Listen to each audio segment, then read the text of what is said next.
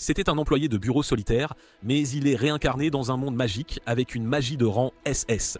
Shin Wolford était un esclave d'entreprise au Japon moderne, sans vie, qui faisait souvent des heures supplémentaires plutôt que de sortir boire un verre avec ses collègues. Une nuit, après avoir fait des heures supplémentaires, en rentrant chez lui, il s'est soudainement perdu dans ses pensées, réfléchissant au sens de sa vie. Il ne voit pas le camion foncer sur lui et subit un accident fatal qui met fin à son existence et le propulse dans un autre monde. Il est réincarné dans un monde rempli de magie et de mystères, de héros et de démons. Son tout premier souvenir est celui d'un champ de ruines après une attaque de démons dont il est le seul survivant. Là, il est trouvé par un magicien nommé Merlin, qui l'adopte. Shin vit comme le petit-fils et unique élève de Merlin dans une maison isolée en forêt. Grâce à ses connaissances et à sa mentalité du monde moderne, il devient exceptionnel dans tout ce qu'il entreprend, que ce soit la magie ou l'escrime. Un jour, Shin, âgé de 8 ans, entre dans la forêt pour chasser leur dîner. Il se cache dans un buisson et, avec l'aide de sa magie du vent, chasse des poulets sans méfiance. Il attrape aussi un sanglier et, après avoir été satisfait de sa chasse du jour, il rentre chez lui et les montre à Merlin. Merlin est impressionné que le garçon ait utilisé la magie du vent pour tuer le sanglier, car c'est la magie la plus efficace pour la chasse. Il décide de tester les compétences magiques de Shin et lui dit d'allumer du bois. Shin le fait joyeusement en imaginant le processus de combustion dans son esprit. Il est secrètement ravi de ne pas avoir à crier des incantations pour faire de la magie dans ce monde, sinon il mourrait de honte. Juste à ce moment, Melita Bowen, sa professeure d'équipement magique, et Michael Collins, son instructeur d'épée, arrivent au chalet. Melida est une activiste PTG et réprimande immédiatement Shin pour avoir chassé un sanglier. Elle dit que c'est trop dangereux pour son âge, mais il explique que ce n'est pas si dangereux étant donné qu'il portait l'équipement magique qu'ils avaient fabriqué ensemble et qu'il avait reçu un bon entraînement de Michael. 2 ans plus tard, Merlin emmène Shin chasser des démons car il pense qu'il devrait affronter des ennemis puissants maintenant. Il explique que les démons naissent lorsque des animaux ordinaires ne parviennent pas à contrôler l'énergie magique qui les traverse. Cela les pousse à devenir berserk et cela peut aussi arriver aux humains, même si c'est assez rare. Il y a longtemps, un humain transformé en démon a failli détruire leur nation, mais heureusement, Merlin l'a vaincu, gagnant le titre de héros de la nation. Il enseigne à Shin le sort de magie de recherche qui consiste à répandre le mana de son corps en une très fine couche. Au contact d'autres signatures magiques, le mana réagit et localise leur position. Merlin dit que cela demande beaucoup de temps et de maîtrise de son contrôle magique pour y parvenir, mais Shin le choque en l'utilisant instantanément. Grâce à la magie de recherche, il peut observer les créatures et les gens de loin, puis, soudain, il sent une énergie sinistre venant d'une direction particulière. Merlin confirme que cette énergie provient d'un démon et il se précipite vers l'emplacement du démon qui dégage une aura sombre. Shin tire son épée sans hésitation et se lance vers le démon. Utilisant son épée qui vibre à un niveau ultrasonique et des bottes à réaction pour se déplacer habilement, il ne lui faut que quelques secondes pour abattre le démon.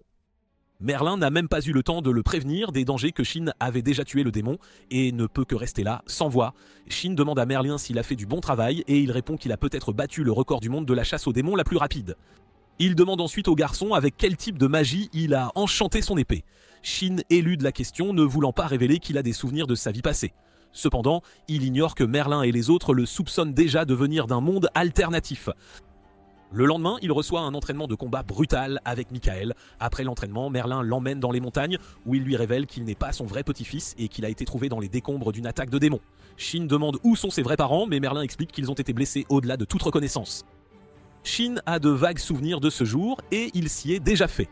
Il dit à Merlin qu'il ne considère que lui, Michael et Melinda comme sa famille, puisqu'ils l'ont élevé. Ces mots font éclater Merlin en sanglots comme un petit bébé. Pour son 15e anniversaire, une fête est organisée pour Shin afin de célébrer son passage à l'âge adulte. Il y a des invités spéciaux à la fête, dont un homme qu'il appelle Oncle Dicium, accompagné de ses 2 gardes, Christina et Siegfried. Pendant la fête, il demande à Shin ce qu'il ferait une fois adulte. Il déclare qu'il aimerait explorer une ville voisine car il n'a jamais quitté la forêt et à part cela, il n'a aucun but. Christina suggère qu'il pourrait rejoindre les chevaliers royaux ou devenir un chasseur de démons. Tout le monde continue de donner des suggestions, puis Shin révèle qu'il ne sait pas comment utiliser l'argent, ce qui laisse tout le monde stupéfait. Il s'avère que Merlin ne lui a enseigné que la magie et rien d'autre, mais le vieux sage pense que ça s'arrangera d'une manière ou d'une autre. Shin utilise ensuite son sort spécial appelé Porte qui lui permet de se déplacer vers un autre endroit en utilisant les principes d'un trou de verre. Il transporte tout le monde dans la nature sauvage pour un test de magie et Merlin explique à quel point il serait dangereux pour Shin de montrer son dernier sort en forêt. Merlin leur dit de se préparer et demande à Shin de montrer son sort. Shin commence par imaginer le feu d'un gaz combustible et ajoute plus d'oxygène que d'habitude. Le résultat est une flamme bleue qui choque tout le monde, mais ce n'est que le début. Shin ajoute ensuite de l'hydrogène et comprime l'énorme boule de feu en un seul point avant de la projeter sur une colline voisine. L'explosion qui en résulte est comme une mini-bombe nucléaire, ce qui suffit à effrayer tout le monde, surtout Melinda. Cette démonstration amène le groupe à conclure qu'il serait trop risqué de laisser un talent exceptionnel comme Shin en liberté. Dizium note qu'il pourrait perturber l'équilibre des nations, poussant chaque roi à le solliciter. Il suggère à Shin de s'inscrire à une académie de magie, mais Merlin n'aime pas l'idée, car alors Shin deviendrait un atout pour sa nation. Il s'avère que Diceum est le roi du royaume d'Irleshide, et seul Shin n'a aucune idée de sa position. Christina est une garde royale, et Siegfried est un mage escorte du roi, et même Michael est le commandant à la retraite des chevaliers royaux. Shin est choqué par son cercle social de haut niveau, et Dicium lui raconte comment il a connu Merlin. Il n'était qu'un étudiant lorsque l'humanoïde démoniaque a semé le chaos dans leur nation. Juste au moment où il allait être tué par le démon, Merlin et Melinda sont apparus. Utilisant sa magie avec ses compétences en équipement magique, ils ont vaincu l'humanoïde démoniaque ensemble. Shin n'arrive pas à croire qu'ils aient fait partie de la même équipe et il est stupéfait d'apprendre qu'ils étaient en fait un couple marié. Dicium dit ensuite à Shin qu'il pourrait apprendre comment le monde fonctionne et se faire des amis s'il rejoint l'académie de magie. Il lui assure que c'est une méritocratie stricte et qu'il n'y a pas de place pour l'influence et les privilèges de la noblesse. Merlin réalise aussi qu'il ne peut pas garder Shin piégé avec lui pour toujours et accepte de le laisser rejoindre l'académie de magie. Quelques jours plus tard, Shin, accompagné de Merlin et Melinda, part pour la capitale pour son examen d'entrée.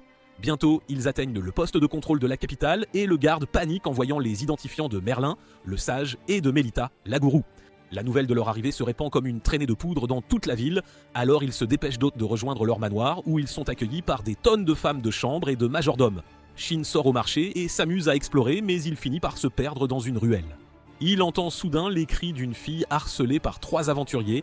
Shin, dégoûté par leur comportement, intervient. L'un des gars essaie de le frapper, mais il est trop lent pour Shin et il l'esquive facilement.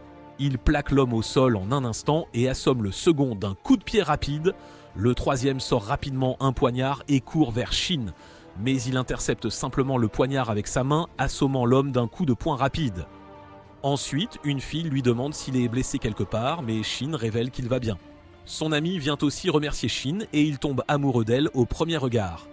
Dans un café, les filles se présentent comme Maria et Siciliane, et ils découvrent qu'elles passent aussi l'examen d'entrée à l'académie de magie comme lui et deviennent amies.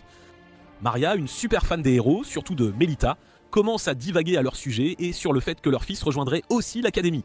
Shin devient soudainement mal à l'aise et, ne voulant pas révéler son identité, décide de payer leur boisson avant de prendre congé. Le jour de l'examen, Shin essaie de s'orienter devant le tableau d'affichage, mais un noble impoli tente de l'attraper par l'épaule. Il lui tord le bras par mesure de sécurité, mais le garçon en colère, nommé Kurt Retzberg, commence à se prévaloir de la position de sa famille et menace Shin. Heureusement, le prince héritier, Auguste, apparaît et lui rappelle la punition pour avoir utilisé sa position de noble à l'école, le remettant à sa place. Kurt décide de simplement s'éloigner, car personne ne veut avoir de querelle avec la famille royale. Shin est choqué de découvrir qu'il est le fils du roi d'Issim. Puisqu'il le considère comme un oncle, il appelle Auguste son cousin, ce qui fait rire Auguste de la façon dont il s'adresse si familièrement au prince héritier, mais il ne semble pas s'en soucier du tout. Ils passent tous l'examen écrit dans une salle et ensuite ils passent à l'épreuve pratique. Shin est excité de voir un autre mage faire de la magie, mais est choqué quand un garçon commence à chanter. Il conjure une petite flamme, mais tout le monde semble impressionné, sauf Shin qui est mortifié. Le candidat suivant ne fait pas mieux, ni le suivant, et Shin ne peut que regarder avec déception. Quand vient son tour, l'instructrice lui dit de garder ses pouvoirs sous contrôle, car elle a été prévenue par le roi. Shin réduit ses pouvoirs au minimum, mais parvient tout de même à détruire la pièce. Le résultat est tombé et Shin et Auguste ont tous deux réussi. Ils se dirigent vers la réception pour récupérer leurs uniformes que la réceptionniste révèle avoir été enchantés de magie défensive.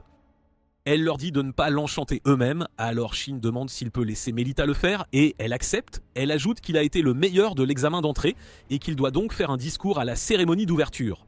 Shin essaie immédiatement de refiler la tâche à Auguste, mais cette fois Auguste joue bien ses cartes en lui rappelant la règle interdisant les privilèges à la noblesse.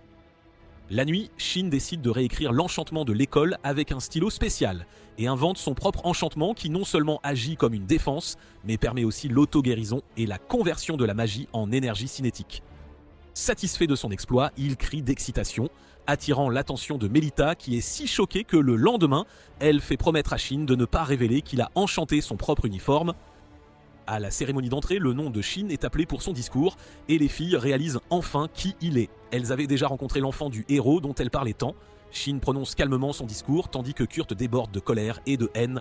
Shin, Auguste et le joli duo sont placés dans la classe de rang S. Après le cours principal, Sicilian révèle qu'elle est harcelée par un homme dont la famille est mieux classée que la sienne. Shin est content qu'elle lui ait dit, mais il découvre vite que l'homme est Kurt. Il entre et essaie de saisir Sicilian de force, alors Shin l'arrête. Il révèle qu'ils sont fiancés, alors Shin pense à reculer, mais la voyant trembler de peur, il promet de la protéger. Elle lui dit qu'elle n'a jamais accepté les fiançailles et qu'il devrait arrêter de la forcer. Il lui rappelle que son père peut faire payer le sien pour son défi, mais alors Auguste intervient et, ayant entendu ces menaces, promet de rapporter la situation au roi. Il parvient à faire partir Kurt et commence ensuite à taquiner Shin pour s'être montré devant une jolie fille comme Sicilian. Shin décide qu'il devrait rentrer chez lui car Kurt pourrait encore faire quelque chose.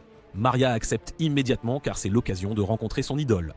Auguste décide de les accompagner également, rencontrant ses escortes. Julius et Thor doivent aussi venir. À la maison, Shin présente chacun de ses amis à ses grands-parents. Ensuite, il explique la situation de Sicilian et demande la permission de réécrire l'enchantement sur l'uniforme de Sicilian. Melita demande alors à Sicilian si elle est digne de l'engagement que Shin prévoit de prendre pour elle. Bien que Shin n'y pense pas beaucoup, Melita explique qu'une fois que Shin aura enchanté son uniforme, il deviendrait un trésor national qui pourrait se vendre pour un montant incroyable. Sicilian se met alors à sangloter et révèle qu'elle a eu tort de profiter de sa gentillesse envers une étrangère comme elle. Elle décide de refuser l'aide et de partir, mais alors Melita l'arrête. Shin encourage son honnêteté et lui permet de réenchanter son uniforme. Le roi fait aussi jurer à tout le monde de ne rien dire de son enchantement car tous les militaires voudraient certainement en profiter. Au final, Shin finit par enchanter les vêtements de tout le monde, sauf ceux de Maria qui ne veut pas le poids de posséder un trésor national. Le lendemain, Shin utilise sa magie de recherche pour la garder en sécurité en la raccompagnant à l'école. Elle l'apprécie, mais leur romance matinale devient une horreur pour Maria. À l'école, une fille aux cheveux jaunes arrive en courant juste à temps pour le cours. La fille nommée Alice Corner explique qu'elle était si excitée par son premier jour d'école qu'elle n'a pas pu dormir. Cela laisse Shin se demander pourquoi le système mondial permet même à un jeune de 15 ans d'être un adulte. Le professeur arrive et les emmène immédiatement faire le tour de l'école. Il leur parle des différents clubs de magie, de fabrication de potions et de musculation, et les exhorte à en rejoindre un. Julius admire vraiment le club de musculation, mais sait qu'il ne peut pas le rejoindre. Cependant, Auguste lui permet car c'est l'occasion d'être enfin libre de ses escortes. Quand on lui demande quel club Shin aimerait rejoindre, il n'en a aucune idée. Tout le monde dans la classe soutient l'initiative assez rapidement, mais Thor soulève une question importante. Quel serait le but du club ? Alice suggère que Shin pourrait leur parler des héros, mais le professeur révèle qu'il existe déjà un fan club pour cela. Il décide alors d'apprendre la magie avancée avec l'aide de Shin et nomme le club le groupe d'études de magie ultime. Le lendemain, à l'école, le groupe découvre que Kurt a été puni, et quand Shin demande pourquoi il agit si agressivement, ils expliquent à Tracy qu'il n'a pas toujours été comme ça et n'a changé que lorsqu'il a commencé à fréquenter un laboratoire appartenant à Monsieur Schrum. Monsieur Schrum était leur professeur de magie au collège et avait un œil pour le talent. Cependant, tout le monde, sauf Kurt, ne s'associait pas à lui car il agissait de manière louche. Sicilian semble triste car maintenant que Kurt n'est plus un problème, Shin n'a plus à l'escorter à l'école en étant son prince charmant, mais elle est excitée d'apprendre qu'il veut toujours la raccompagner tous les jours à l'école, ce qui la fait rougir. Shin leur dit qu'il peut généralement sentir les mauvaises intentions avec sa magie de recherche, mais tout le monde semble surpris qu'une telle chose soit possible. Il explique que le pouvoir magique des démons est sinistre et anormal et que les mauvaises personnes ont une vibration similaire. Cela pousse Lin à lui demander s'il a déjà chassé un démon, ce à quoi il hoche la tête. Tout le monde est choqué, mais encore plus étonné de découvrir qu'il n'avait que 10 ans lorsqu'il a tué seul l'ours démonisé de 3 mètres. Juste devant la cafétéria, Shin sent une présence démoniaque qui s'avère être Kurt, qui les approche et les attaque immédiatement avec sa magie de flamme. La barrière de Shin tient à peine, alors il dit au groupe d'activer leurs uniformes avec du mana. Les mains de Shin sont brûlées par l'intensité de la chaleur, mais son auto-guérison se déclenche pour lui apporter un certain soulagement. Il réalise que Kurt en veut à leur vie, alors ils se préparent à se battre. Kurt continue de disperser une aura négative alors qu'il se transforme lentement en démon. Shin demande immédiatement à Auguste de mettre les autres en sécurité pendant qu'il retient Kurt. Auguste se met en colère que Shin ne les considère pas assez capables de se battre, mais Shin lui dit que c'est pour leur propre sécurité. Auguste réalise que Shin a raison et conduit tout le monde en sécurité. Sans personne pour le distraire, Shin active ses flammes bleues, prêt à se battre. Kurt attaque de manière explosive tandis que Shin l'évite avec son équipement. Il essaie de ralentir Kurt, mais ses petites flammes font beaucoup plus de dégâts que prévu. Kurt se remet sur pied et commence à maudire Shin, le surprenant complètement car les humanoïdes démoniaques ne sont pas censés être capables de parole et de raison. Il continue de l'attaquer, mais Shin évite toutes les attaques en prenant son envol hors de sa portée. Il utilise ensuite la magie de la foudre sur Kurt, et même si cela lui fait des dégâts, ce n'est pas suffisant pour l'arrêter. Alors qu'il continue de faire des ravages, Shin essaie de trouver un moyen de sauver ce pauvre étudiant de la mort. Bientôt, ses pouvoirs magiques commencent à s'accumuler à un rythme si élevé qu'il commence à s'autodétruire. Réalisant que le rayon de l'explosion détruirait l'école, Shin sort sa lame ultrasonique et fonce vers lui, évitant ses attaques avant de l'abattre. Il tombe à genoux, réalisant qu'il vient de tuer une personne. Cependant, ses amis arrivent, stupéfaits que Shin soit sorti victorieux contre un démon. Shitrum, qui était responsable d'avoir transformé Kurt, son protégé, en démon, a maintenant Shin en ligne de mire, qui regarde fixement par la fenêtre. Avec l'arrivée d'Auguste, il révèle que les circonstances de la transformation de Kurt sont absurdes, et Auguste est d'accord car Kurt n'avait pas assez de connaissances magiques pour lancer un sort qui l'aurait transformé par erreur en démon. Il en déduit que cela pourrait être artificiellement induit puisque Kurt a conservé ses sens, contrairement à un démon ordinaire. Cela le conduit à conclure que Kurt a pu être utilisé pour des expérimentations humaines. Plus tard ce jour-là, il rentre chez eux pour trouver le roi et son aide attendant Shin, et il reçoit un honneur de premier mérite pour avoir évité une crise. Il est surpris, mais Merlin confronte Dizium, qui explique rapidement que l'incident s'était déjà répandu dans toute la nation, et que lui refuser la récompense d'un héros ne serait pas bien perçu par les masses. Il promet une fois de plus de garder Shin en dehors des affaires politiques, ne laissant à Merlin d'autre choix que d'accepter. Le lendemain, Shin devient le sujet de conversation de la ville. Et cela rend la marche plutôt inconfortable car toutes les filles ont aussi les yeux rivés sur lui, mais la présence de Sicilian leur fait penser qu'il est pris. Pendant ce temps, à l'école, tout le monde se précipite pour rejoindre le club de Shin, alors le professeur s'inquiète de savoir s'il faut limiter le nombre d'élèves pouvant rejoindre un club. Il décide de faire de la capacité à utiliser un espace de stockage interdimensionnel l'exigence minimale pour rejoindre le club. Au final, seuls 2 étudiants ont réussi. Mark Bean, qui est le fils d'un forgeron, et son amie d'enfance, Olivia Stone, dont la famille possède un restaurant. Il s'avère qu'Alice et les dames sont de grandes fans de leur restaurant, alors Olivia promet de leur réserver une table. Shin révèle aussi qu'il aimerait avoir une arme personnalisée, mais Mark lui dit qu'il peut à peine fabriquer un couteau pour l'instant, donc Shin devra attendre. Mark pense qu'une épée tueuse de démons doit être exceptionnelle, mais Shin explique qu'il utilise une épée ordinaire enchantée pour vibrer à vitesse ultrasonique, mais comme elles sont fines, elles se cassent facilement, alors il explique qu'il veut faire quelques ajustements. Yuri, son camarade de classe et enchanteur, souligne l'incroyable talent de Shin, mais il l'encourage, il propose de la présenter à Melita et elle accepte son offre sans hésiter. Par la suite, Striffern est interrogé par l'ordre des chevaliers, mais il apparaît vite qu'il est fortement soupçonné. Une fois encerclé et incapable de prouver son innocence, il abandonne son rôle, révélant sa véritable nature maléfique. Il explique qu'il menait des expériences humaines et, maintenant qu'elles sont terminées, il est prêt à s'échapper. Le groupe tombe sur la scène de bataille avec Shroom au centre. Dès qu'il avoue avoir démonisé Kurt, Shin se jette sur lui, son épée et ses flammes jaillissant en même temps.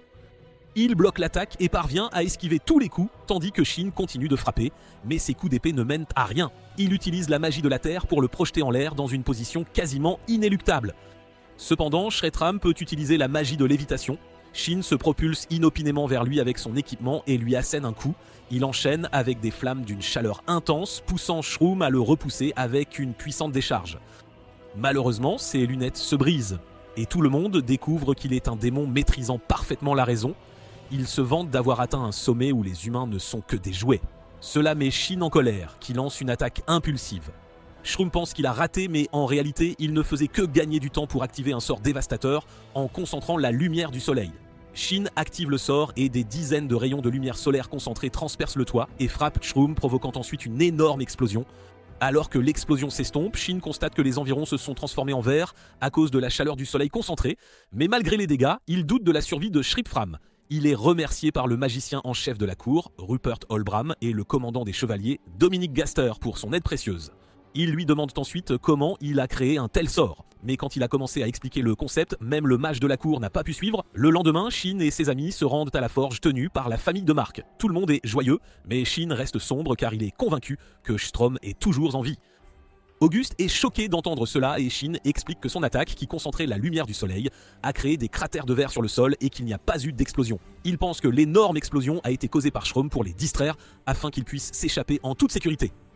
Auguste trouve cette théorie sensée, alors il demande à Shin de commander tout ce qu'il désire à la forge et la famille royale prendra en charge la facture. Le prince déclare que puisque Shin est le seul à pouvoir combattre Strittram, ils doivent l'équiper du meilleur matériel possible. Ils arrivent de bientôt à la forge où Mark et Olivia les attendent pour les accueillir. Les filles emmènent Olivia pour une discussion entre filles, tandis que les garçons entrent dans la forge. Le père de Mark n'est pas ravi de voir autant de monde entrer dans son atelier, mais quand Auguste se présente, il tombe immédiatement à genoux avec tous ses ouvriers. Après cela, Auguste lui présente Shin et il panique de nouveau en apprenant qu'il est le petit-fils du grand sage et le nouveau héros. Il est impatient de fabriquer une arme pour un héros comme lui et Shin lui donne les détails de la commande. Il quitte la forge après cela et constate que Sicilian et Maria ont épuisé Olivia. Shin regarde ensuite l'atelier et demande s'ils vendent d'autres choses aussi. Mark lui dit que le deuxième étage de leur boutique vend des articles ménagers et le troisième étage propose des accessoires. Shin demande immédiatement à Sicilian si elle aimerait acheter des accessoires et elle rougit pensant qu'il va lui acheter une bague. Cependant, tout ce qu'il voulait, c'était acheter un accessoire qu'il pourrait enchanter avec de la magie défensive pour sa sécurité et elle en est déçue. Gêné par sa réaction et les regards désapprobateurs de ses amis, Shin emmène immédiatement Sicilian faire du shopping d'accessoires. Elle lui demande d'en choisir un pour elle et il opte pour une bague coûteuse. Il la lui passe au majeur, puis lui tient la main en lui disant que cette bague la protégera à sa place. Quelques jours plus tard, Shin est habillé pour sa cérémonie de remise de prix. Il est présenté à la cour royale et applaudi par les nobles de haut rang. Le roi lui confère ensuite sa médaille et après cela, il annonce à la cour que Shin ne doit pas être utilisé à des fins militaires ou politiques. Il explique que la conséquence de la rupture de l'accord était le départ de Merlin et de sa famille de leur nation. Le lendemain, Shin surprend tout le monde en arrivant à l'école avec sa magie de portail. Il explique qu'il a dû échapper à la foule de fans devant sa maison. Il explique à une curieuse comment le concept de son portail réside dans la réduction de la distance entre deux lieux, plutôt que dans une téléportation ordinaire. Bien sûr, elle ne comprend pas, alors il l'encourage en révélant que Merlin lui-même n'arrive pas à saisir le concept. Il suggère ensuite au groupe de monter en niveau car la capitale devient moins sûre. Il explique qu'ils doivent d'abord connaître la quantité de magie qu'ils possèdent pas tous.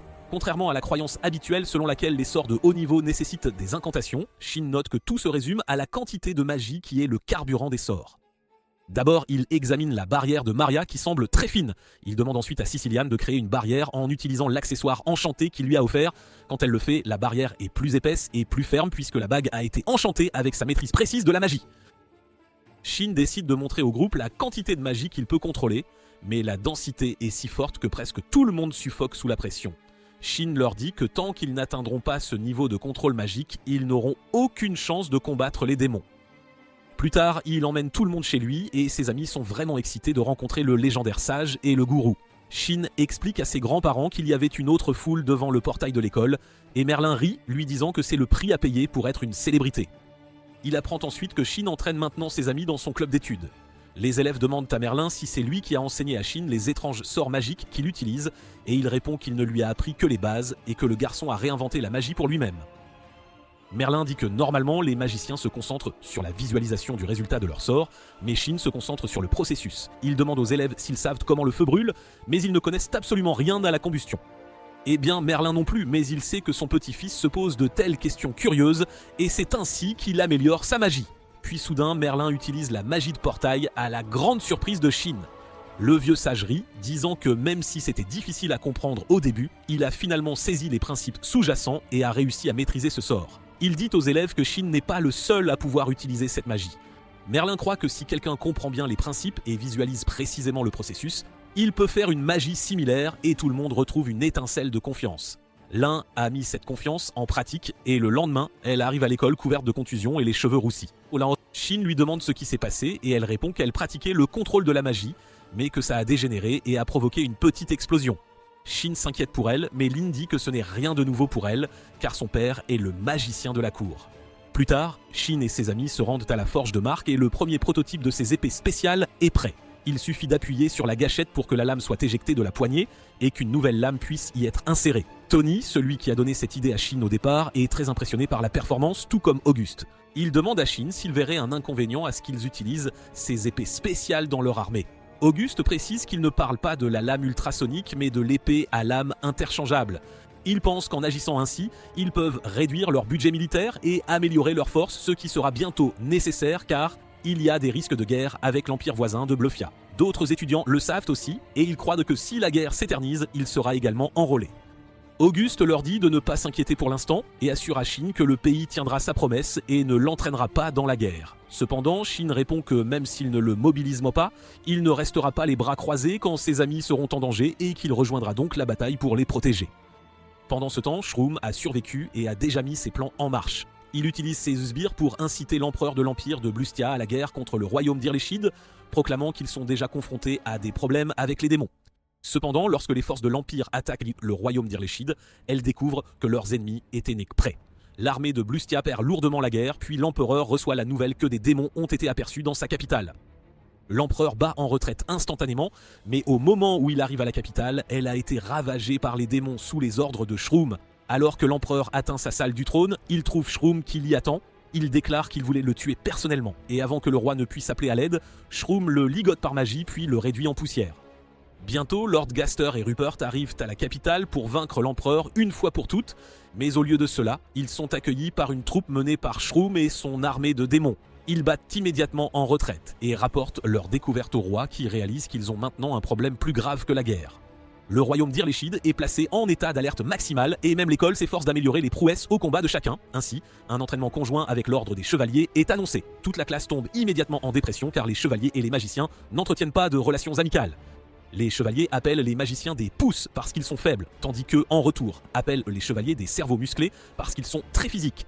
Shin essaie de leur faire comprendre pourquoi il est nécessaire de se compléter, mais il est attaqué puisqu'il peut tomber dans l'une ou l'autre catégorie. Une fois qu'il révèle avoir été entraîné par Michael, tout le monde perd son sang-froid, car il est considéré comme un saint de l'épée. Au final, il ne parvient pas à les convaincre de travailler harmonieusement avec les chevaliers. Pendant l'exercice conjoint, ils doivent exterminer des démons dans la forêt. Tout le monde est rassemblé devant les portes de la ville et Shin fait équipe avec Auguste, Sicilian et Maria. Immédiatement après l'arrivée des mages, ils commencent à dénigrer le héros Shin dont on dit qu'il les ralentira. Dans le chariot, ils se présentent de tous et Shin demande s'ils ont déjà combattu un démon, mais ils prennent immédiatement sa question comme une déclaration offensive. Ils révèlent que l'incapacité à travailler ensemble signifiait une mort certaine. Cependant, les chevaliers se vantent énormément de leur capacité. Quand Auguste intervient, ils font semblant d'accepter de travailler ensemble, bien qu'ils n'y croient pas. Il ordonne à Shin de ne vaincre aucun démon, afin que les chevaliers aient suffisamment l'occasion de montrer leurs compétences et de comprendre à quel point ils sont inutiles sans le soutien des magiciens. Arrivés à la zone désignée, ils sont accueillis par leurs superviseurs, Christina et Siegfried. Shin les supplie de ne pas se disputer, mais il s'avère que c'est inévitable. Soudain, Maria et les chevalières commencent à idolâtrer Siegfried, tandis que le reste des chevaliers fait de même avec Christina. Shin n'avait aucune idée qu'ils avaient une telle base de fans, mais Auguste lui dit qu'ils sont évidemment très populaires puisqu'ils sont assez forts pour garder le roi. Auguste explique au superviseur l'accord préalable de laisser les chevaliers combattre seuls au début, et ils donnent leur approbation car ils savent qu'il sera bon pour les chevaliers de connaître leurs limites dès le début. Les chevaliers restent sur leur garde, malgré la remarque de Shin qu'il n'y a pas de démons aux alentours. Quand ils trouvent un démon, Siegfried leur ordonne de se préparer au combat. Le sanglier enragé charge, mais tout ce à quoi Shin peut penser, c'est à quel point il aurait été savoureux s'il n'avait pas été démonisé. Les chevaliers tiennent bon malgré la taille du démon. Cependant, leurs attaques sont futiles car le démon est trop rapide pour eux. Il détruit leur formation et revient en cercle pour les achever. C'est alors que Shin intervient avec son épée et décapite le monstre d'un seul coup. Ils reçoivent de la réprimande de leur vie et Christina s'assure de leur faire réaliser à quel point ils sont faibles. Ensuite, Sicilian soigne leurs blessures et ils acceptent tous de travailler ensemble. Ils traitent Sicilian comme une déesse et cela agace non seulement Shin, mais aussi la chevalière qui n'a jamais été traitée comme une princesse délicate. C'est alors que des chevaliers arrivent en courant pour signaler que plus de 100 démons se dirigeaient vers eux. Cependant, Shin se porte volontaire pour s'en occuper seul. Les autres reçoivent l'ordre de rester hors de son chemin, lui laissant de l'espace pour préparer son sort de bombe atomique. Tout le monde panique en voyant un démon de classe catastrophe mener la charge. Cependant, Shin envoie une seule explosion qui rase la forêt ainsi que tous les obstacles devant lui. Assister enfin à la magie de Shin laisse tout le monde bouche bée. La femme s'excuse ensuite pour son impolitesse précédente. Elle s'excuse auprès de Sicilian, pensant qu'ils sont un couple. Tous deux commencent à rougir et rendent assez évident pour tout le monde autour d'eux qu'ils sont amoureux. Peu après, le groupe commence enfin à travailler en équipe. Ils rencontrent un démon ours et tandis que les chevaliers forment la première ligne de défense, les magiciens commencent à attaquer l'ours avec des boules de feu. Le démon ours est agité et distrait par le feu, donnant aux chevaliers la chance de l'attaquer. Shin les défend des attaques de l'ours en utilisant une barrière magique et les chevaliers l'attaquent de tous les côtés et l'achèvent. Sicilien se penche pour les soigner après cela et les chevaliers continuent de l'idolâtrer malgré le fait qu'ils savent qu'elle appartient à un autre homme. Siegfried et Christina sont impressionnés par l'amélioration de leur travail d'équipe. Puis Siegfried demande à Shin la raison de l'amélioration de ses amis, car ils sont égaux en puissance aux magiciens de la cour. Shin explique qu'ils ont formé un groupe d'études pour pratiquer la magie comme il l'a appris de Merlin, tout en leur enseignant également comment visualiser les choses correctement. Siegfried est curieux du groupe d'études et veut aussi apprendre auprès de Shin, mais Auguste l'arrête. Il affirme que puisqu'il est membre de l'armée, apprendre la magie de Shin serait une violation de leur promesse à Merlin. Non seulement cela, mais la magie de Shin est trop puissante, elle pourrait détruire le monde si elle tombait entre de mauvaises mains. Auguste fait même la leçon à Shin, lui disant de faire attention à ne pas répandre davantage ses connaissances magiques. Siegfried accepte son avertissement et demande ensuite à être au moins autorisé à pratiquer les bases telles qu'enseignées par Merlin. Auguste lui dit que c'est ridiculement simple et tout ce qu'il a à faire est de pratiquer son contrôle magique tous les jours, ce qui le rendra plus fort avec le temps. Siegfried a du mal à le croire, alors Auguste appelle Sicilian et Maria pour qu'elles démontrent leur progrès. Il leur demande de créer des barrières magiques comme Shin leur a appris, et elles le font. Leurs barrières magiques sont trop épaisses et robustes, et Siegfried trouve cela incroyable. Auguste dit que c'est facile en pratiquant leur contrôle magique quotidiennement, et Maria dit que c'est encore bien plus fin que le bouclier de Shin. Elle rit en disant qu'ils ne pourront jamais atteindre le niveau du petit-fils du sage après tout, mais Siegfried lui dit de croire en elle-même parce qu'elle est spéciale. Ces mots suffisent à sortir Maria, éternellement célibataire, de sa torpeur, puis Siegfried déclare qu'il pratiquera également le contrôle magique. Shin se demande alors comment ses amis se débrouillent dans leur groupe. Dans un autre endroit de la forêt, Marc, Olivia, Tony et Julius sont avec quelques chevaliers. Un chevalier est particulièrement hostile envers Tony, car ils étaient amis au collège, mais Tony l'a ensuite quitté pour rejoindre l'Académie des magiciens. Soudain, un démon loup les attaque et le chevalier s'élance seul pour l'affronter. Malgré l'avertissement du superviseur que ce n'est pas sûr, d'autres chevaliers se précipitent également, mais d'autres démons loups les attaquent alors. Les chevaliers sont maintenant dans une situation difficile, mais Tony et d'autres magiciens les aident en abattant les démons à distance.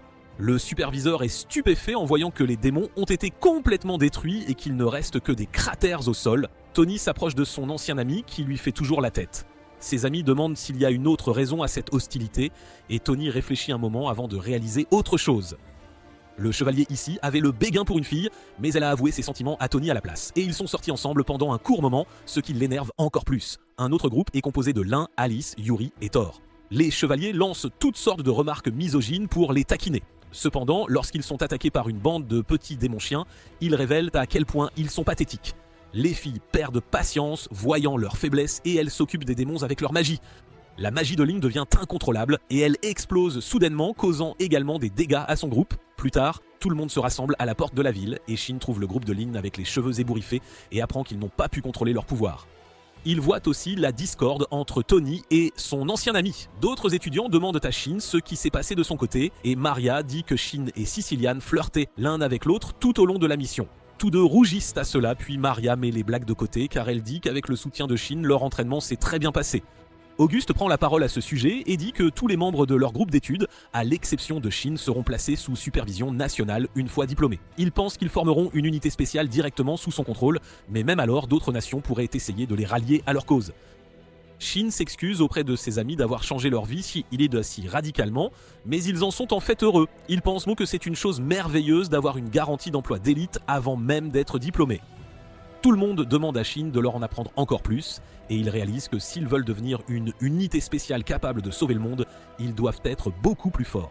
Quelques jours plus tard, Shin emmène les filles de son groupe d'études de pratiquer leur magie dans les montagnes arides. Leur démonstration de puissance est terrifiante, et Auguste remarque que c'est presque comme un exercice en direct de la division magique nationale. Shin lui dit qu'il les a amenés à cet endroit parce qu'il le connaît très bien, et que personne ne sera là pour les observer.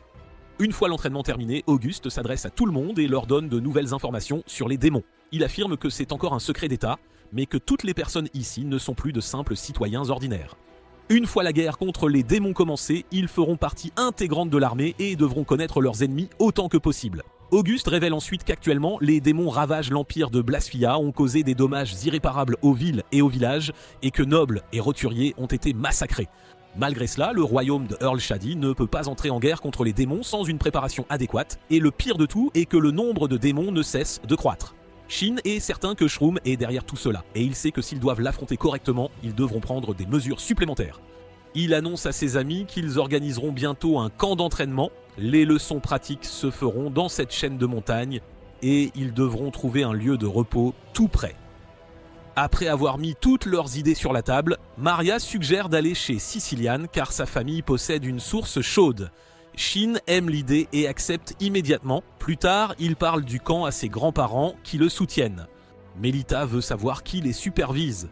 Shin lui demande pourquoi et elle lui crie que des adolescents ne peuvent pas être laissés seuls sous le même toit sans surveillance. Bien qu'elle semble démodée, elle ne fait cela que pour se porter volontaire comme superviseur et s'amuser aux sources chaudes, et Merlin décide de l'accompagner. Le lendemain matin, Merlin et Melita arrivent au portail de l'école, où tous les élèves sont prêts à partir pour leur camp d'entraînement. Ils voyagent dans des calèches tirées par des chevaux qui ont des harnais spéciaux, leur offrant une climatisation naturelle et un soulagement de la fatigue. Shin ne sait même pas que de telles choses existent, et il est surpris d'apprendre que c'est Melita qui les a inventées. La vieille dame se délecte de leurs éloges car ils disent que Melita a brisé la norme et créé des équipements magiques utilisés pour la paix et la prospérité plutôt que pour la guerre. Peu après, Shin remarque soudain la présence de démons à proximité et ses amis l'ont également ressenti. Ils tombent sur un groupe de marchands entourés de monstres loups de taille moyenne et tout le monde veut participer à leur subjugation. Alors Shin sort une tasse contenant des baguettes pour sélectionner le bon participant en tirant au sort. Lin gagne le premier tirage et elle balaye toute la meute de loups démoniaques avec un puissant sort de vent. Shin lui dit que si elle retient un peu sa puissance magique, elle peut lancer son sort plus rapidement. Peu après, ils atteignent la ville thermale de Claude et arrivent au manoir de Sicilian. Le gérant et les serviteurs de Sicilian accueillent de tout le monde et ils ont déjà accepté Shin comme leur futur gendre. Plus tard, ils se baignent dans l'eau chaude et Merlin remercie les garçons d'être devenus amis avec Shin car il n'avait jamais eu d'amis de son âge avant d'arriver à l'académie. En retour, Otis remercie Merlin, disant qu'il n'avait lui non plus jamais eu d'amis qui le traitaient de manière informelle avant Shin. Il est content que Shin le traite comme il le souhaite, et d'autres se joignent à lui pour témoigner de l'impact de Shin sur leur vie. Le lendemain matin, tout le monde commence son entraînement de contrôle magique sous la supervision de Merlin. Il leur donne des conseils adaptés à leur performance, et comme toujours, Lin libère trop de magie qu'elle ne peut contrôler. Cette fois, Merlin lui dit d'arrêter et protège tout le monde de son explosion. Ensuite, Melita donne également aux étudiants des conférences sur l'équipement magique et les techniques d'incantation. Ensuite, Shin les emmène dans la chaîne de montagne pour leur entraînement pratique et les étudiants lancent des sorts magiques sans incantation. Melita pense qu'ils sont déjà assez forts pour mettre le département de la magie hors service, mais Shin et Merlin pensent qu'ils ont encore besoin de s'améliorer. Shin sait que s'ils doivent combattre une armée de démons dirigée par Shichom, tout le monde ici, y compris lui, doit devenir plus fort. Cependant, les autres ne prennent pas ces paroles à la légère et dressent immédiatement leur barrière magique pour se protéger de l'onde de choc du nouveau sort que Shin va essayer. Ils visualisent d'abord un gaz hautement combustible pour créer des boules de feu bleues, puis les combinent en une boule de feu géante. Après cela, ils créent une tornade autour de la boule de feu tout en la pointant vers l'avant. Jusqu'à présent, Shin avait utilisé ce puissant sort comme une attaque de zone. Mais cette fois, il prévoit de contrôler sa direction et d'en faire un infligeur de dégâts précis. Il libère l'attaque lorsque sa puissance et son contrôle sont parfaits et elle détruit tout sur son passage. Alors que Shin est heureux que sa nouvelle technique ait fonctionné, Melita le frappe fort avec son éventail en le traitant d'idiot. Elle lui demande pourquoi diable il avait besoin d'une technique assez puissante pour détruire 3 collines d'affilée. Shin dit nerveusement qu'il ne pensait pas que ce serait si puissant, mais elle n'est pas satisfaite de sa réponse. D'autres étudiants sont également terrifiés par sa puissance et personne ne le croit quand Shin essaie de leur dire que ce n'est pas grave. Le cours est terminé pour la journée et pendant que tout le monde rentre chez soi, Auguste demande à Shin d'utiliser le sort de portail et de l'emmener au château afin qu'il puisse obtenir des mises à jour sur la situation de la guerre. Shin s'exécute et l'emmène au château où une fille blonde de mauvaise humeur attend le prince. Auguste devient nerveux en la voyant puis dit à Shin que la fille est sa fiancée Ellie. Elle se présente poliment à Shin, puis commence à s'en prendre à Auguste pour être allée au camp et l'avoir laissée seule. La sœur cadette d'Auguste, May, arrive également à ce moment-là et elle est entièrement d'accord avec sa future belle-sœur.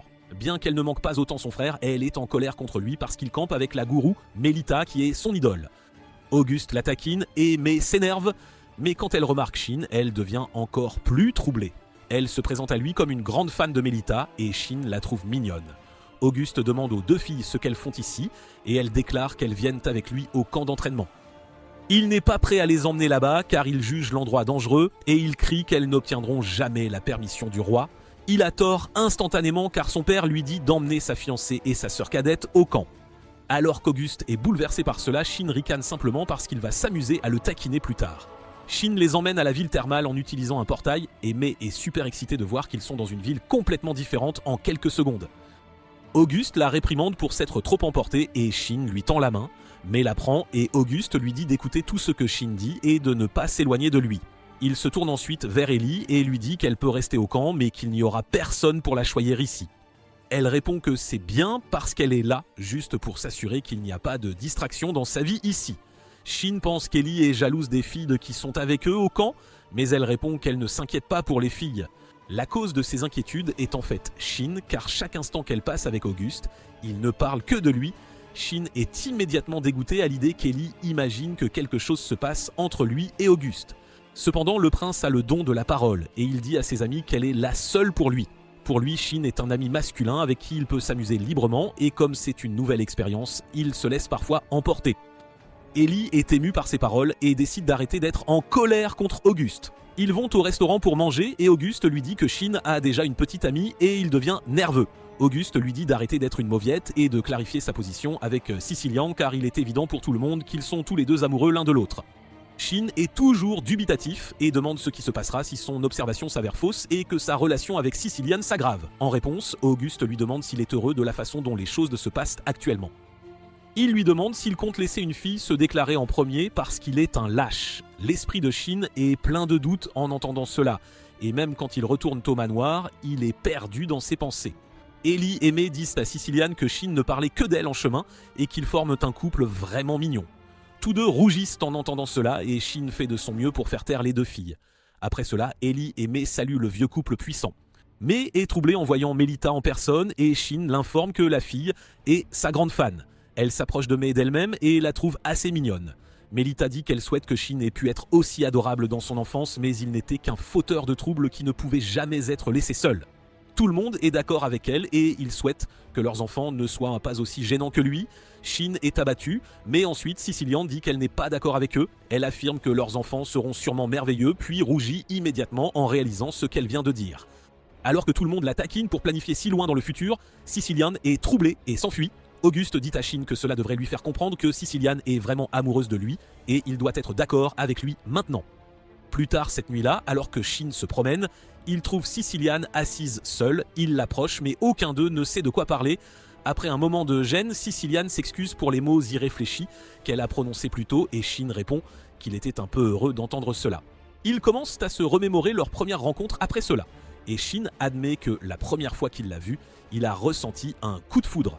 Elle répond timidement qu'elle aussi le trouvait très bel homme. En entendant cela, Shin a enfin assez de courage pour avouer son amour à Sicilian et elle commence à pleurer des larmes de joie en l'entendant. Elle répond qu'elle l'aime aussi et Shin lui demande de devenir sa petite amie. Elle accepte volontiers et ils s'approchent pour un baiser. Cependant, leurs amis les espionnaient et ils sont tombés de leur cachette au dernier moment, empêchant leur premier baiser. Non seulement ses amis, mais aussi ses grands-parents sont là pour le voir enfin devenir un vrai homme. Il déclare ensuite que lui et Sicilian sortent ensemble et le gérant de Sicilian sort également des buissons pour les féliciter. Auguste félicite également Shin mais lui demande de ne pas être si emporté par la romance qu'il néglige l'entraînement. Shin demande pourquoi il l'a mis dans cette situation alors et Auguste répond que c'est un trope général dans les histoires qu'un homme qui retarde sa confession à cause de la guerre ne survit jamais pour le faire. Le lendemain, tout le monde arrive à la plage et Shin leur dit qu'ils ne sont pas là pour s'amuser mais pour s'entraîner. Eh bien, l'entraînement est juste un beach volley pour le fanservice standard de l'industrie, plus la règle supplémentaire qu'ils peuvent utiliser la magie sur le ballon. Le jeu commence et Alice lance le ballon haut dans le ciel avant de sauter après lui. En utilisant le sort de renforcement physique, elle le frappe vers le bas en utilisant toute sa puissance, mais Olivia le reçoit bien. Thor prépare le ballon pour que Tony le smash avec la magie des ailes. Auguste le soulève avec sa magie du vent, puis Lynn saute et frappe le ballon avec un sort de flamme. Le ballon enflammé va droit vers Yuri qui essaie d'utiliser un bouclier d'eau mais ne parvient pas à arrêter le ballon et concède le premier point à son équipe. Alors que tout le monde est également excité de jouer au jeu, Shin se demande s'il est si facile de devenir bon au volleyball. Soudain, un tir de feu égaré se dirige vers Ellie et Mei mais Merlin le bloque rapidement en utilisant sa barrière magique et sauve les filles. Pendant que Melita réprimande les coupables du tir égaré, Merlin croit que ce jeu est un bon moyen d'entraîner leur contrôle et leur dit de reprendre le jeu. Après avoir joué toute la journée, tout le monde se rassemble au manoir la nuit. Shin apprend que tout le monde ici a déjà rencontré Auguste et Ellie quand ils avaient 5 ans.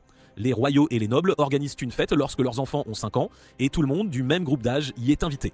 Ils commencent à parler de fêtes, de leurs histoires d'amour et de leurs relations quand Shin remarque soudain quelque chose et dit à tout le monde de se taire. Quelques instants plus tard, Melita fait irruption dans leur chambre et leur dit d'aller se coucher tôt car demain, ils doivent s'entraîner à nouveau. Cependant, les lumières sont éteintes et tout le monde se cache dans les lits. Ils sont presque sur le point de s'en tirer, mais d'une manière ou d'une autre, Shin et Sicilian se sont retrouvés dans le même lit et elle n'a pas pu contrôler ses gémissements et ses halètements à cause de son toucher. Grâce à cela, Melita le découvre ainsi que tout le monde et ils se font sévèrement réprimander. Le lendemain matin, les deux tourtereaux se rencontrent dans le couloir et rougissent en se rappelant leur moment torride de la nuit dernière. Shin essaie de détourner la conversation en disant qu'il devrait aller prendre le petit déjeuner, mais avant cela, Sicilian a une demande spéciale pour lui. Elle veut qu'il rencontre ses parents et leur déclare leur relation avant que son père ne parte travailler. Shin pense que c'est une bonne idée, mais dès qu'il est devant les parents de Sicilian, il manque de mots. Cependant, il rassemble tout son courage et leur dit poliment qu'il sort avec leur fille et qu'ils sont là pour demander leur bénédiction. Shin craint que ses parents ne prennent pas bien cette nouvelle, mais contrairement à ses croyances, le père de Sicilian lui tient les mains et le remercie d'avoir choisi sa fille. Shin est abasourdi par cette réaction, mais la mère de Sicilian dit à son mari de se calmer un peu. Elle a une question pour Shin avant de pouvoir l'accepter comme le petit ami de sa fille. Elle dit qu'ils sont une famille noble et qu'une fille de famille noble ne peut pas être autorisée à sortir sans être fiancée à son amant. Elle demande à Shin s'il est prêt à se fiancer avec elle et il affirme avec confiance. Avec cela, les deux parents de Sicilian l'acceptent comme son petit ami. Peu après, il retourne dans les montagnes pour s'entraîner et trouve Tony et Thor lançant des boules de feu continuellement. Ellie est choquée de voir cela, mais Shin lui dit que ce n'est qu'un échauffement. Merlin s'approche d'elle et de May et leur demande si elles sont également intéressées à s'entraîner un peu. Ellie refuse parce qu'elle n'a aucun talent pour la magie, mais May est intéressée. Merlin commence sa leçon avec un contrôle magique de base et il s'avère que May a beaucoup de potentiel. Merlin et Melita la louent toutes les deux et cela rend toutes les filles jalouses. Lynn décide qu'elle ne perdra contre personne et concentre sa magie, mais encore une fois, elle en abuse et explose. Après cela, Shin décide de créer un nouveau type de magie et ses amis se cachent derrière des barrières magiques car ils ne font pas confiance à ses expériences pour leur sécurité. Alors que Shin ramasse une pierre, il renforce leurs barrières magiques, mais il leur dit qu'il n'y a vraiment pas besoin de s'inquiéter car il ne crée pas de magie offensive maintenant. Shin libère alors une grande quantité de magie et commence à la verser dans la roche. Il utilise son sort nouvellement créé et soudain, la roche commence à flotter dans l'air. Shin s'exclame que c'est un succès et tout le monde n'en croit pas ses yeux. Il lui demande d'élaborer sur son nouveau sort et Shin dit que c'est de la magie anti-gravité ou de lévitation. Personne ne comprend le jargon scientifique moderne, mais ils conviennent que Shin a fait quelque chose d'incroyable. Cependant, il leur dit que ce n'était qu'un aperçu et que le vrai spectacle n'a pas encore commencé. Shin lance le sort anti-gravité sur lui-même et flotte dans les airs, puis il utilise la magie du vent pour se déplacer. Il rit parce que, même s'il ne peut pas encore le contrôler entièrement, c'est amusant et tout le monde est abasourdi. Shin descend et dit que puisque Shrektram utilisait aussi ce genre de magie flottante, il l'a développé pour le contrer. Plus tard cette nuit-là, Shin dit à ses grands-parents qu'il est fiancé à Sicilian. Ils sont surpris par cette nouvelle soudaine et Shin s'excuse de ne pas les en avoir informés plus tôt. Sicilian essaie de le défendre et d'assumer la faute, mais Melita et Merlin n'y voient aucun problème. Au contraire, ils s'attendaient à ce que cela arrive tôt ou tard. Cependant, avant de rendre leur fiançailles publiques, Melita veut rencontrer les parents de Sicilian, alors ils leur rendent immédiatement visite. Là, Merlin et Melita révèlent qu'ils n'ont aucun lien de sang avec Shin. Ils voulaient informer les parents de Sicilian de cette affaire car ils croient que l'une des principales raisons pour lesquelles ils ont accepté Shin était qu'il était leur petit-fils. En réponse, le père de Sicilian dit qu'il est déçu de Merlin et Melita pour avoir si peu pensé à sa famille. Il dit que la raison pour laquelle ils ont accepté ses fiançailles n'était pas parce que Shin est leur petit-fils, mais parce qu'ils la valorisent beaucoup et essayent constamment de la garder en sécurité. Shin et ses grands-parents sont très heureux d'entendre cela et ils remercient les parents de Sicilian. Après cela, Shin remercie ses grands-parents de l'avoir bien élevé et tous deux sont émus en entendant cela. Quelques jours plus tard, Shin présente de nouvelles tenues à tous les membres de son groupe. Ces nouveaux vêtements ont des enchantements défensifs avancés, des options de camouflage et un contrôle de la température. Tout le monde réalise que leurs uniformes sont maintenant au-delà du niveau de trésor national. Shin leur dit ensuite qu'il n'a pas mis d'enchantements spéciaux sur leurs bottes car il est difficile de les utiliser autrement. Seul Auguste est assez intelligent pour réaliser que Shin leur donne les uniformes améliorés parce que l'entraînement d'aujourd'hui va être dangereux. Tout le monde panique en entendant cela et Shin dit qu'aujourd'hui, ils vont organiser un véritable entraînement au combat en abattant un démon de classe catastrophe. Personne n'est confiant de pouvoir le faire, mais Shin les assure qu'ils sont déjà assez forts. Et en plus, leurs uniformes garantiront qu'ils ne seront pas gravement blessés. May se plaint qu'elle veut aussi les rejoindre, mais Auguste l'interdit car l'entraînement d'aujourd'hui est vraiment dangereux. Comme la fille n'arrête pas de s'agiter à ce sujet, Shin a une idée. Il crée un téléphone primitif en utilisant des gobelets en papier et de la soie d'araignée démoniaque et le teste en parlant à May après être allé dans une autre pièce. Il lui dit qu'elle peut continuer à s'entraîner à utiliser le téléphone pendant que tout le monde s'entraîne. Soudain, Melita arrive à l'emplacement de Mai et dès qu'elle voit le téléphone, elle s'en prend à Shin pour avoir encore créé quelque chose d'extraordinaire. Il en a marre de ses reproches, alors il accroche le téléphone sur une statue et s'enfuit avec ses amis. Ils entrent dans la forêt et Sicilian utilise la magie sensorielle pour localiser un démon de classe catastrophique. Il s'avère que c'est un lion démonisé et Shin dit qu'il est lent mais puissant. Sicilian dit qu'il devrait utiliser des attaques à distance pour le combattre et il lui tapote la tête pour la complimenter. Les célibataires du groupe ne sont pas contents de les voir flirter joyeusement, alors Shin passe rapidement aux choses sérieuses. Julius, Yuri, Mark, Sicilian et Olivia sont mis en équipe pour combattre le lion démon. Auguste est inquiet car tous brillent généralement dans des rôles de soutien, mais Shin croit qu'ils sont assez forts pour vaincre le démon. Le lion les remarque et Shin leur donne l'ordre de se préparer. Tout le monde active sa magie et au signal de Shin, il la tire donc vers le lion démon. Alors que les attaques multi-éléments frappent le lion de tous les côtés, il réalise qu'il est foutu. Une explosion géante secoue toute la forêt et Shin réalise qu'envoyer 5 personnes combattre un simple démon de niveau catastrophe était excessif car il n'y a maintenant qu'un cratère là où se trouvait le démon. Shin dit alors que si les combattants de soutien peuvent faire cela, leurs principaux infligeurs de dégâts peuvent probablement vaincre un démon de ce niveau seul. Alors s'ils font juste cela, tout le monde trouve un démon de niveau catastrophe et le vainque individuellement. Tony a même appris à utiliser la lame ultrasonique de Shin et tout le monde est impressionné. Plus tard ce soir-là, Shin s'habille car c'est sa fête de fiançailles. Sicilian vient dans sa chambre pour le recevoir et il ne peut pas la quitter des yeux. Ils se perdent trop dans les yeux l'un de l'autre, mais ensuite la mère de Sicilian arrive et leur dit de descendre car les invités attendent. Ils reçoivent un accueil chaleureux de leurs amis et de leur famille, et même du roi, qui agit comme témoin et pour les féliciter. Plus tard dans la nuit, Shin et Sicilian se rendent sur le balcon. Il sort alors une bague de fiançailles de sa poche et lui fait sa demande en mariage, très officiellement. Sicilian lui tend la main et il lui passe la bague au doigt, et c'est ainsi qu'ils s'embrassent enfin. Le lendemain, Shin enseigne à tout son groupe à voler. Il leur lance simplement la magie antigravité, et ils utilisent leur magie du vent pour contrôler leur vol. Hadès a aussi inventé le haut-parleur qu'il connecte au téléphone créé plus tôt pour informer ses amis de descendre, car c'est l'heure pour le deuxième groupe de prendre son envol. Pendant ce temps, dans l'empire de Blossia, Shetram et son armée de démons ont finalement détruit méthodiquement chaque ville et village. Il reçoit cette nouvelle de ses lieutenants, Zest et Myrea, dont il se méfie. Myrea repense à la façon dont l'escouade de démons dirigée par Zest a attaqué les groupes de marchands, rendant la nourriture rare et plus coûteuse. Pendant que les nobles continuaient à vivre dans le luxe, le peuple mourait de faim. Shroom a utilisé leur ressentiment pour les transformer en démons. Ces démons ont ensuite massacré la noblesse et détruit les villes voisines, menant l'empire à sa ruine. Myrea n'est pas entièrement d'accord avec les méthodes de Shroom.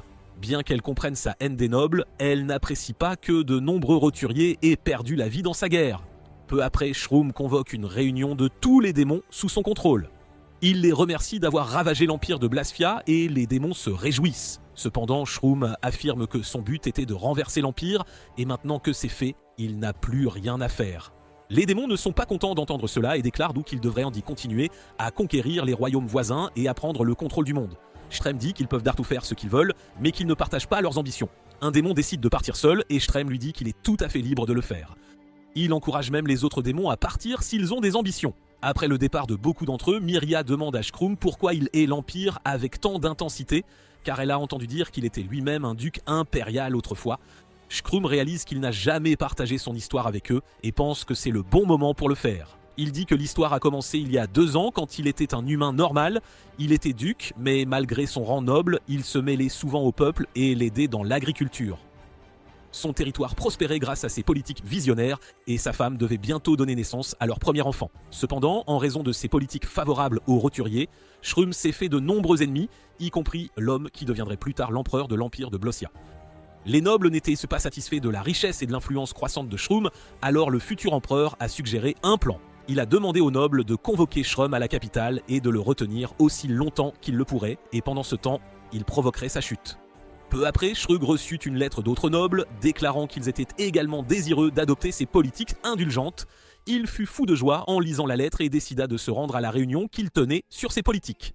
Sa femme était inquiète car elle savait à quel point certains nobles étaient jaloux de son mari, mais Shretron était l'un des meilleurs magiciens de tout l'Empire et il était confiant de pouvoir gérer n'importe quoi. Quelques jours après que Shrem eut quitté son territoire, des gens commencèrent à disparaître soudainement et les nobles firent de courir des rumeurs selon lesquelles ils auraient été enlevés et vendus comme esclaves par le duc.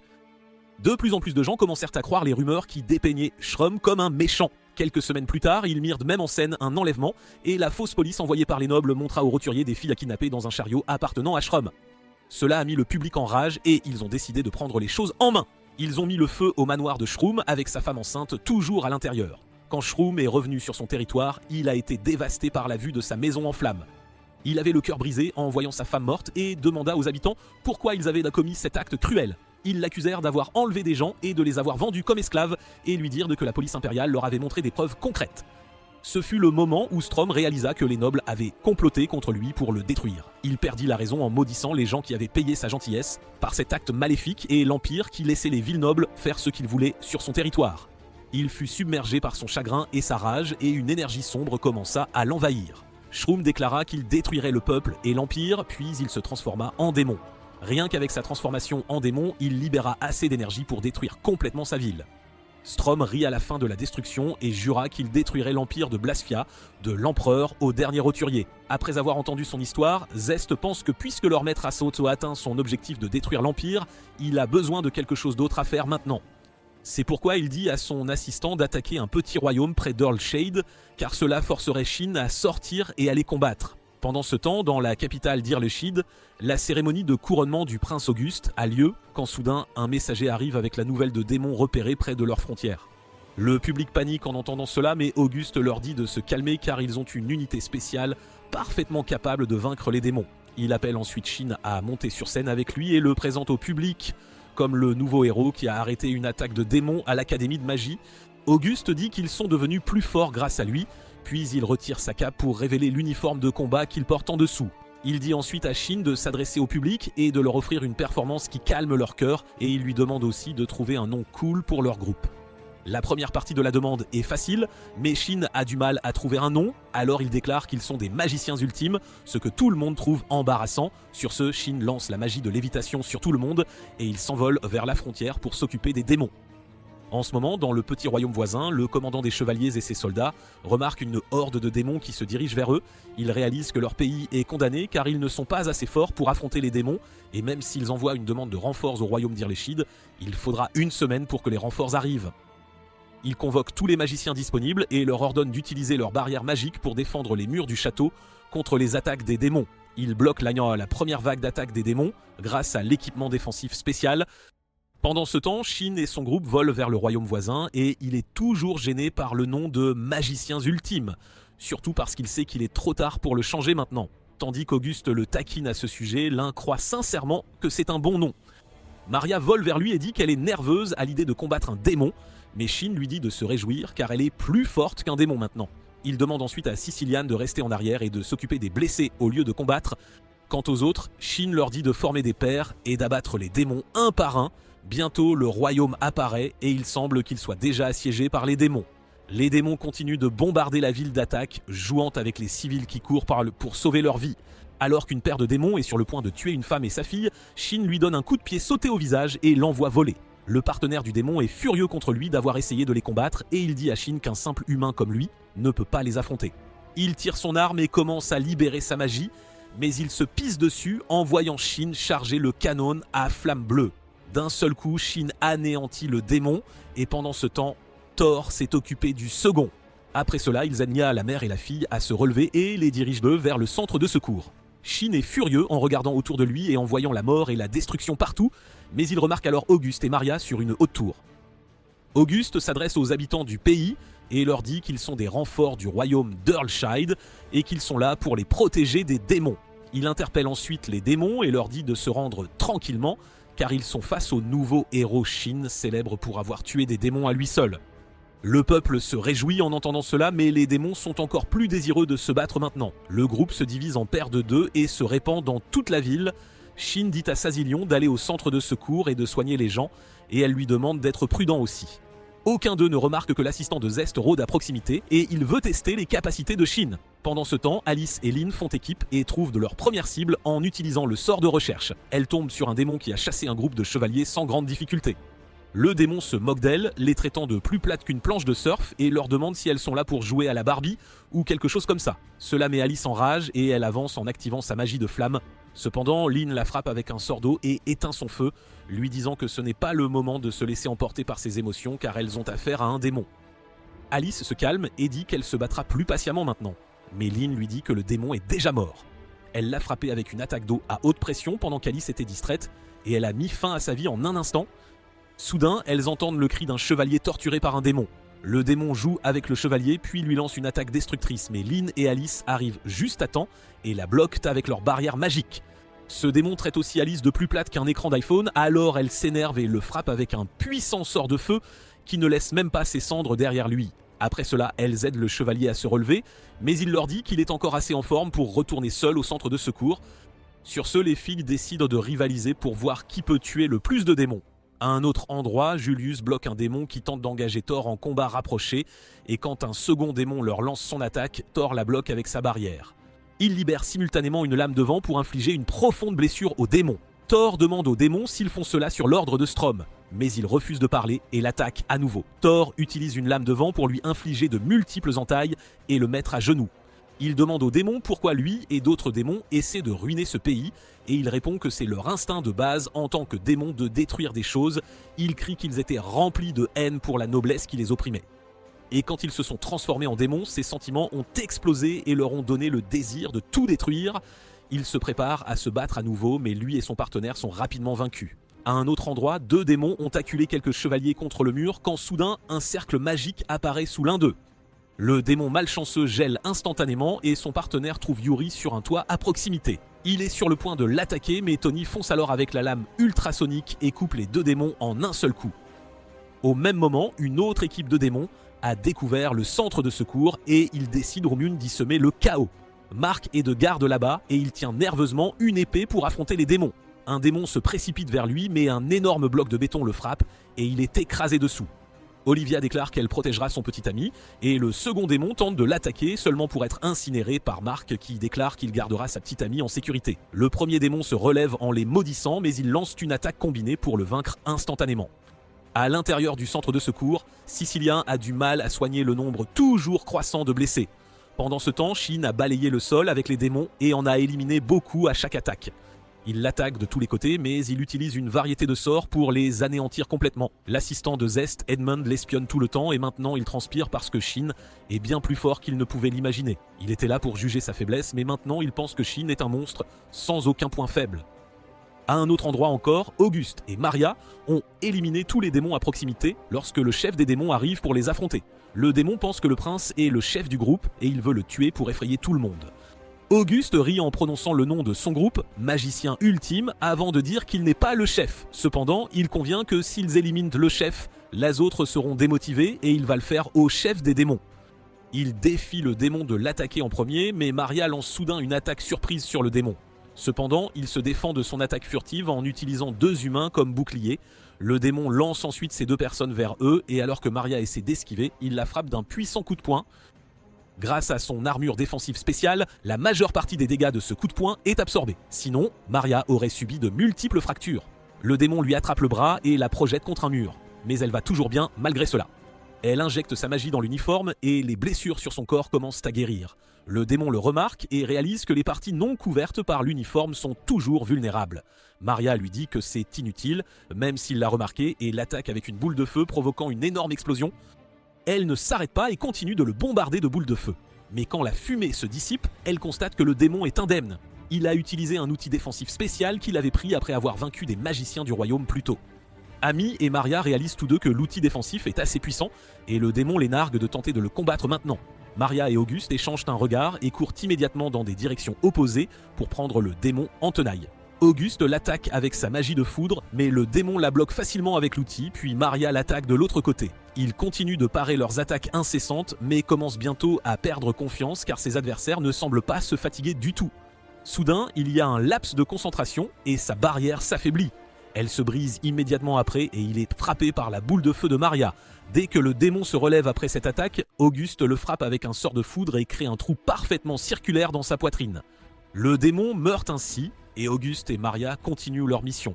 L'assistant est choqué de constater que non seulement Shin, mais toute son équipe est assez forte pour vaincre les démons, et il se demande comment ils peuvent le gérer. Même Zess et Myria se cachaient à l'extérieur du château. Et il pense aussi que Shin est trop puissant pour que des démons ordinaires puissent le gérer. Il pense donc qu'il n'est pas sage de sacrifier plus de troupes, mais les faire sortir ne va pas être facile. C'est pourquoi Myria se charge de distraire les magiciens et de donner aux démons une chance de s'échapper. Elle fait fondre et fait exploser la lourde porte protégeant la ville, puis provoque de graves explosions partout. Myria submerge facilement les chevaliers, et elle est sur le point de faire exploser leur commandant aussi, quand soudain, Lin et Alice arrivent. Elles bloquent l'attaque de Myria avec leurs barrières et disent au commandant des chevaliers de battre en retraite, car il ne ferait que les ralentir. Myria arrête son attaque et demande aux filles qui elles sont. Elles prennent une pause embarrassante et déclarent qu'elles sont les magiciens ultimes. Lin attaque Myria avec sa magie de foudre, mais elle est trop rapide et esquive l'attaque facilement. Alice l'attaque ensuite, mais elle bloque son attaque de feu avec sa barrière magique. Alice la bombarde à nouveau avec la magie de feu, mais Myria l'esquive et l'attaque par derrière. Alice s'échappe sans trop de dégâts et se soigne avec son uniforme.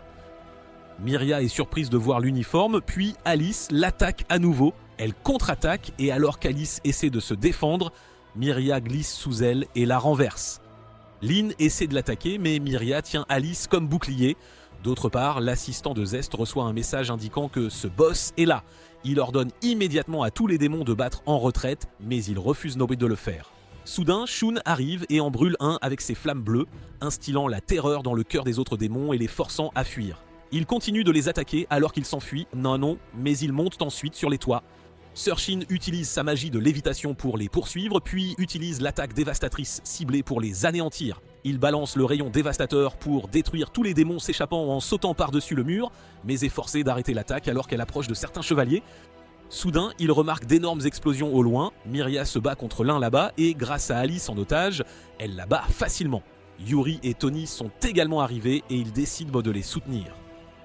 Yuri attaque Maria par derrière, mais elle projette simplement Alice vers l'attaque. Alice utilise sa barrière pour se protéger tant bien que mal de l'attaque, mais cela ne l'empêche pas de percuter Yuri de plein fouet. Elles sont assommées et Tony essaie de les couvrir avec sa lame ultrasonique. Il la balance alors que Myria se précipite sur lui, mais elle esquive facilement son coup et le désarme avant de briser sa barrière. Myria lance une attaque dévastatrice sur Tony à bout portant et le projette contre le mur. Soudain, un éclair se dirige vers elle, mais elle l'esquive et abat Lin en la piégeant entre des rochers. Alice est de nouveau sur ses pieds maintenant, et elle déchaîne sa magie pour attaquer Myria. Cependant, celle-ci dirige sa prochaine attaque vers Tony, et Alice est forcée de se précipiter pour le défendre. Alors qu'elle utilise sa barrière pour dévier l'attaque de Myria, elle est assommée lorsqu'une attaque de pierre la frappe à l'estomac. Maintenant, seule Yuri est restée et elle tremble de peur alors que Myria s'approche d'elle. Soudain, Shin arrive et dit à Myria d'arrêter. Elle obtempère et l'attend pendant qu'il libère Lin et la soigne. Shin est furieux en voyant ses amis blessés et demande à Shuri de s'occuper d'eux. Myria est curieuse de voir à quel point il est fort et elle charge vers lui. Shin l'attaque avec sa lame ultrasonique, mais elle esquive facilement et l'enferme dans une prison de pierre. Shin la traverse seulement pour trouver Myria qui charge vers lui. Il bloque son attaque avec sa barrière, provoquant une énorme explosion. C'est au tour de Shin de contre-attaquer et Myria esquive de justesse un coup de sa lame ultrasonique. Soudain, Auguste et les autres arrivent pour soutenir Shin et Myria réalise que c'est sa chance de s'échapper. Elle s'éloigne de Shin en attrapant le visage de Maria au passage et en la projetant au sol. Shin utilise ses bottes à réaction pour la poursuivre, mais son chemin était bloqué par un mur de glace lancé par l'assistant de Zest. Il demande à Myria d'attaquer les magiciens maintenant qu'ils sont encerclés et elle s'envole, accumulant une quantité incroyable de pouvoirs magiques. Shin regarde ses amis qui tiennent à peine le coup et pense qu'ils vont tous mourir si l'attaque les frappe. Il crie à Auguste de protéger les autres au moment même où Maria déchaîne son attaque dévastatrice sur eux. Chacun fait de son mieux pour se protéger tandis que Shin déploie toute sa puissance pour créer une barrière gigantesque et ainsi sauver tout le monde. Il force et repousse l'explosion vers le haut, mais quand la fumée se dissipe, il constate que les démons ont disparu. Heureusement, tous ses amis sont toujours sains et saufs. Ils se regroupent et pensent donc que la démone devait être une magicienne de très haut niveau, vu l'étendue de sa puissance. Auguste est perplexe quant au motif de cette attaque et se demande bien ce que Shroom peut avoir en tête. Shin, lui, estime que c'était une bonne chose qu'il n'ait pas été personnellement impliqué dans cette agression. Autrement, la situation aurait été vraiment désastreuse pour eux tous. Auguste dit à tout le monde de secourir les gens et de faire attention aux démons, mais leur conseille d'être particulièrement prudents cette fois-ci. Shin et Auguste se rendent ensuite au centre de secours et constatent que la situation y est vraiment très grave. Outre Siciliane, Marc et Olivia sont également très occupés à soigner les blessés. Ils signalent qu'il y a beaucoup trop de personnes blessées et Siciliane s'occupe des cas les plus graves à l'intérieur. Auguste décide de faire venir tout le monde ici pour aider aux soins et demande à Shin de soutenir sa petite amie dans cette épreuve. À l'intérieur, Siciliane atteint les limites de sa magie mais continue de se surpasser pour sauver toutes les vies qu'elle peut. Elle perd bientôt ses pouvoirs magiques et le traitement de son patient s'arrête. Elle pleure, disant qu'elle ne peut plus rien faire pour lui car ses blessures sont bien trop graves. Soudain, elle commence à se déshabiller, expliquant que ses vêtements sont imprégnés d'une magie d'auto-guérison et que si elle en habille le patient, il pourrait encore être sauvé. Cependant, Shin arrive là juste à temps et la couvre immédiatement avec son manteau, sans hésiter. Il lui dit que ses blessures sont bien trop graves pour être soignées par l'uniforme ou même par elle, mais il est convaincu de pouvoir encore le sauver. Shin utilise une énorme quantité de pouvoir magique pour guérir l'homme, et il est impressionné que Siciliane ait réussi à le maintenir en vie si longtemps, malgré ses blessures critiques. Il soigne les organes blessés un par un, et très vite, l'homme est hors de danger. Alors que l'épouse du patient remercie Shin, Siciliane est submergée par un complexe d'infériorité. En quittant la pièce, elle attrape l'uniforme de Shin, lui disant qu'il est vraiment trop incroyable et qu'elle ne pourra jamais faire ce qu'il fait. Elle se met à pleurer en disant qu'elle est aussi inutile que Sakura et qu'elle doit toujours compter sur lui, mais il lui répond que ce n'est absolument pas vrai. Shin lui explique quelle est la raison pour laquelle cet homme est encore en vie et qu'il n'est d'ailleurs pas le seul.